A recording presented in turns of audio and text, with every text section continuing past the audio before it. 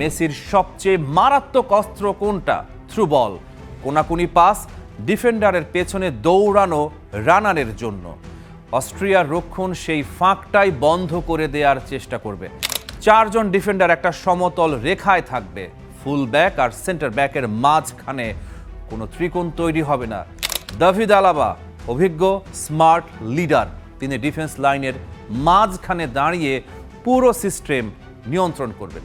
Messi বল পেলেও দেখবেন কোনো দরজা খোলা নেই, কিন্তু তত্ত্ব আর মাঠ এক নয়, কারণ মেসি সেই মানুষ যিনি বন্ধ দরজায় জানালা খুঁজে পান। রাংনিকের আসল চাল হয়তো এটাই। মেসিকে থামানোর সবচেয়ে কার্যকর উপায় আর্জেন্টিনাকেই রক্ষণে ব্যস্ত রাখো। বল কেড়ে নাও দ্রুত উঁচু পজিশনে, তারপর ট্রানজিশন বিদ্যুৎ গতিতে। আর্জেন্টিনা যখন পেছনে দৌড়াচ্ছে, মেসি তখন খেলার বাইরে। অস্ট্রিয়ার ফরওয়ার্ডরা দ্রুত, ট্রানজিশনে ভয়ঙ্কর। আর্জেন্টিনার আক্রমণাত্মক ফুল ব্যাকরা সামনে থাকলে পেছনে জায়গা থাকে, সেই জায়গাটাই অস্ট্রিয়ার টার্গেট হবে। মেসিকে খেলা থেকে বিচ্ছিন্ন করো, বলের দিক থেকে নয়, দলের দিক থেকে। কিন্তু মেসিকে আদৌ থামানো কি সম্ভব? আলজেরিয়া ভেবেছিল পারবে, কিন্তু পারেনি। মেসির হ্যাট্রিক 3-0 গোলে হারতে হয়েছে। আর কদিন পরে মেসির বয়স হবে 39, শেষ বিশ্বকাপ, কিন্তু সময় যেন উল্টো দিকে হাঁটছে।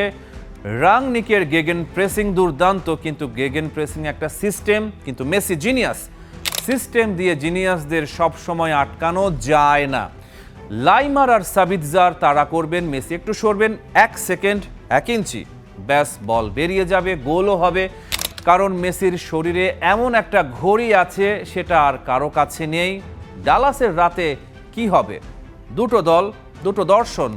একদিকে রাংনিক বিজ্ঞান, কঠোর শৃঙ্খলা, সিস্টেম; অন্যদিকে মেসি শিল্প, সৃজনশীলতা, অলৌকিকতা।